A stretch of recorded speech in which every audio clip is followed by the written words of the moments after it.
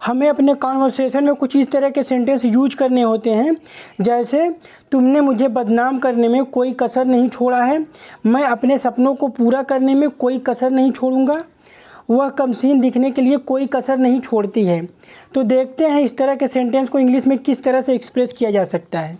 तो बेसिकली इस क्लास में हम सीखने वाले हैं लीव नो स्टोन अनटर्न्ड के यूज के बारे में, जिसका हिंदी में मीनिंग होता है कोई कसर ना छोड़ना, हर संभव कोशिश करना, यानी कि जो हो सकता है वो करना। अब इसकी इंग्लिश में मीनिंग देखते हैं। इंग्लिश में इसकी मीनिंग होती है to make every possible effort, यानी कि वही बात है हर तरह से कोशिश करना कुछ भी करने की। अब कुछ एग्जाम्पल से इन्हें समझते हैं। तो पहला एग्जाम्पल है तुमने मुझे बदनाम करने में कोई कसर नहीं छोड़ा है, या आप ऐसे भी कह सकते हैं तुमने मुझे बदनाम करने के लिए कोई कसर नहीं छोड़ा है।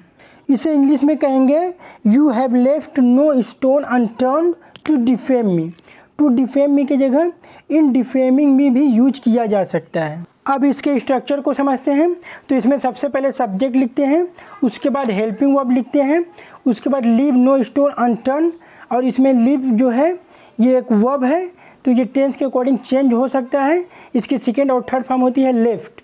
उसके बाद हम अदर वर्ड लिखते हैं।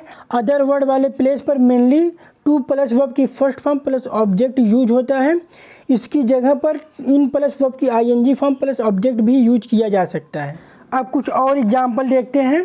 तो नेक्स्ट एग्जाम्पल है मैं अपने सपनों को पूरा करने में कोई कसर नहीं छोड़ूंगा। इसका ट्रांसलेशन करते समय सबसे पहले हम सब्जेक्ट आई लिखेंगे, उसके बाद क्योंकि ये टेंस फ्यूचर में है तो फ्यूचर टेंस की हेल्पिंग वर्ब विल लिखेंगे। उसके बाद कोई कसर नहीं छोड़ना की इंग्लिश लिखेंगे leave no stone unturned.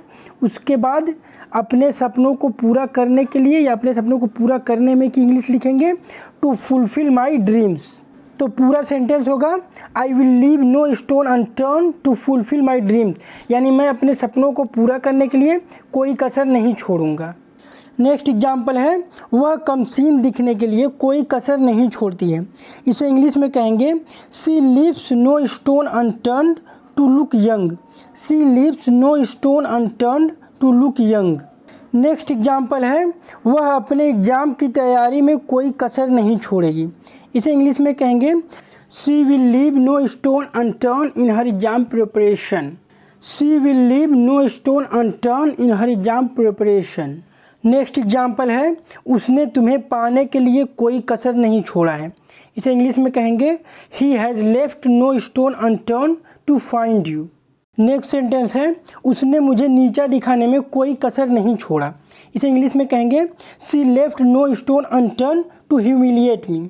Last example है we are leaving no stone unturn to find him, यानी कि हम उसे तलाशने में कोई कसर नहीं छोड़ रहे हैं।